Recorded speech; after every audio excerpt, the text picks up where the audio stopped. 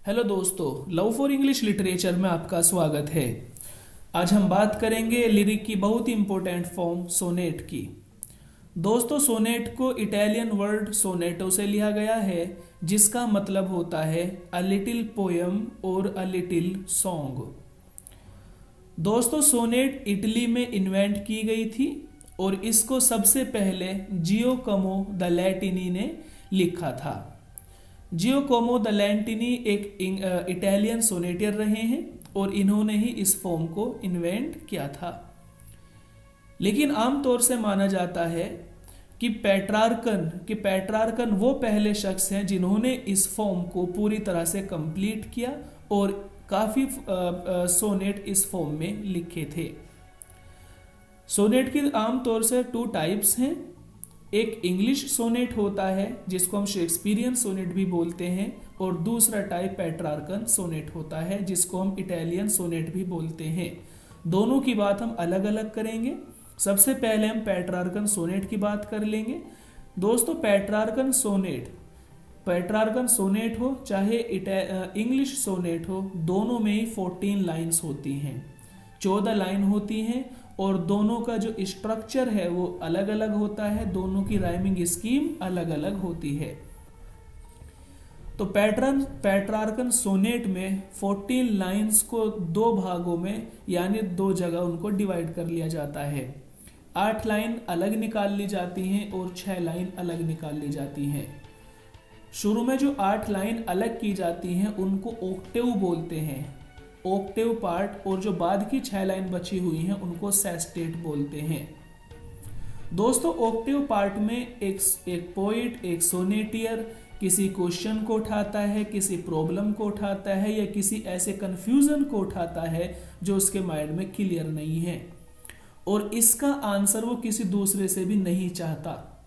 ये वो क्वेश्चन होता है जिसका आंसर पोइट खुद देना चाहता है, या वो प्रॉब्लम होती है जिसका सॉल्यूशन पोइट खुद देना चाहता है। शुरू की 8 लाइन में पोइट क्वेश्चन उठाता है, किसी प्रॉब्लम को उठाता है, या फिर ऐसे कंफ्यूजन को उठाता है जो उसको क्लियर नहीं है। ये सब काम शुरू की 8 लाइन में होता है। बाद की जो 6 लाइन है यानी जो सेस्टेट पार्ट है, उसमें पोइट अपने इस क्वेश्चन का जो उसने ऑक्टेव में उठाया है, अपनी इस प्रॉब्लम का जो उसने ऑक्टेव पार्ट में उठाया है, या अपनी किसी क्वेश्चन या कंफ्यूजन का आंसर खुद देता है अपने सेस्टेट पार्ट में। तो शुरू के ऑक्टेव में क्वेश्चन को उठाता है और बाद के सेस्टेट पार्ट में उस क्वेश्चन का आंसर करता है, अपनी प्रॉब्लम का आंसर खुद से ही करता है। ठीक है दोस्तों, पेट्रार्कन सोनेट की जो राइमिंग स्कीम होगी वो ए बी बी ए यानी शुरू की ऑक्टेव पार्ट की क्या है, A B B A 8 line हो गई, और जो सेस्टेट पार्ट है उसकी rhyming scheme C D E ये भी हो सकती है, और एक अलग राइमिंग स्कीम भी देखी जाती है सी डी सी।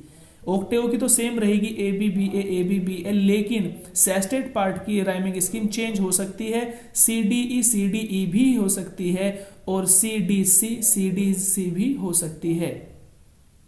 तो दोस्तों, पेट्रार्कन सोनेट के लिए इतना जानना काफी है। अब बात करते हैं इंग्लिश सोनेट की यानी शेक्सपियरियन सोनेट की। दोस्तों, हेनरी होवर्ड यानी अर्ल ऑफ सरे और थॉमस वियार्ट ये वो पहले शख्स हैं जिन्होंने सोनेट को इंग्लैंड के अंदर इंट्रोड्यूस कराया। इन लोगों ने सोनेट को इटालियन भाषा में पढ़ा था, हालांकि इन्होंने काफ़ी हद तक इटालियन में इसको लिखा भी है। थॉमस वियार्ट ने और अर्ल ऑफ सरे ने अपने सोनेट को इटालियन जो है पेट्रार्कन फॉर्म में ही लिखा है, लेकिन बाद में इनकी सोनेट को देखते हुए दूसरे लोगों ने भी लिखना शुरू किया। जैसे कि हम देखते हैं कि इन लोगों के बाद में शेक्सपियर ने सोनेट लिखे, जॉन मिल्टन ने सोनेट लिखे, विलियम वर्ड्सवर्थ ने इसी तरह के सोनेट लिखे, थॉमस ग्रे ने सोनेट लिखे। तो सबसे पहले इंग्लैंड के अंदर अगर हम बात करें तो थॉमस वियार्ट और अर्ल ऑफ सरे हैं जिन्होंने सबसे पहले इंग्लैंड में सोनेट को लिखा था। तो दोस्तों, यहां भी 14 लाइन्स होंगी, लेकिन स्ट्रक्चर चेंज हो जाएगा।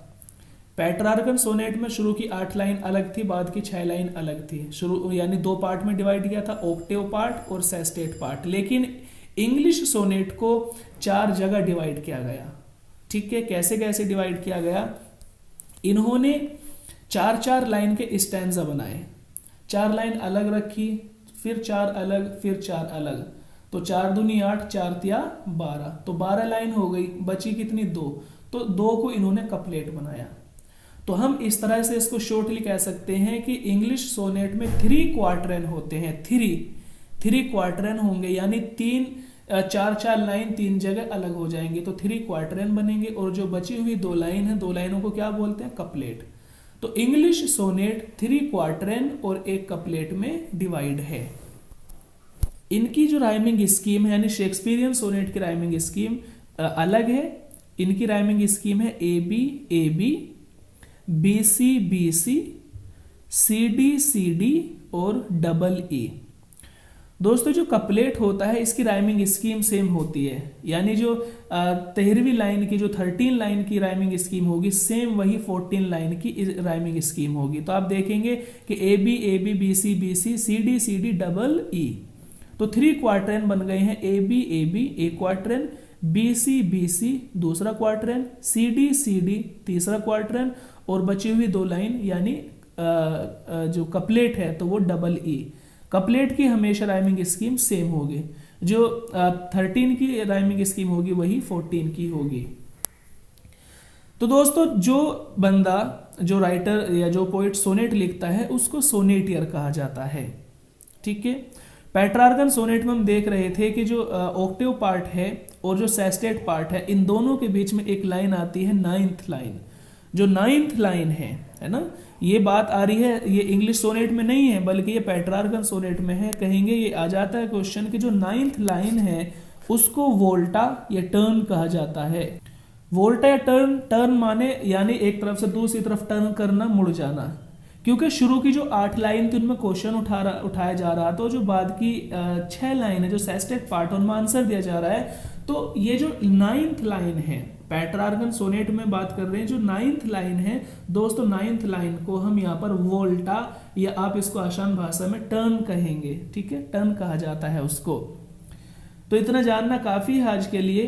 कुछ जो फेमस इंग्लिश कलेक्शन रहे हैं सोनेट के उनकी बात कर लेते हैं। तो सबसे पहले हम देखते हैं कि सर फिलिप सिडनी है, जिनकी एस्ट्रोफल एंड स्टेला, ये एक सोनेट कलेक्शन है जिसको 1591 में पब्लिश कराया गया था। दोस्तों इसमें 108 सोनेट हैं और 11 सॉन्ग्स हैं, और सर फिलिप सिडनी ने इसको पेनेलोप रिच के लिए लिखा था। दूसरा सोनेट कलेक्शन हम देखते हैं सैमुअल डैनियल का डेलिया। दोस्तों इसको 1592 में पब्लिश कराया गया था और इसमें 50 सोनेट हैं। तीसरा इंपॉर्टेंट कलेक्शन हम देखते हैं एडमंड स्पेंसर का, इसका कलेक्शन है एमोरेटी। दोस्तों एमोरेटी में 18 सोनेट, 88 यानी 88 सोनेट हैं, और इसको स्पेंसर ने एलिजाबेथ बॉयल के लिए लिखा था। 1594 में इसको पब्लिश किया गया। एक इंपोर्टेंट कलेक्शन है माइकल ड्रेटन का आइडियाज मिरर। दोस्तों इसको 1594 में पब्लिश किया गया था और 64 सोनेट हैं, और माइकल ड्रेटन ने अपना कलेक्शन फीब के लिए लिखा था। बाद में इसका टाइटल, यानी पहले था इसका आइडियाज मिरर, बाद में इसका मिरर हटाकर इसको आइडिया कर दिया गया, और अब इसको 73 इसमें सोनेट हैं, ठीक है।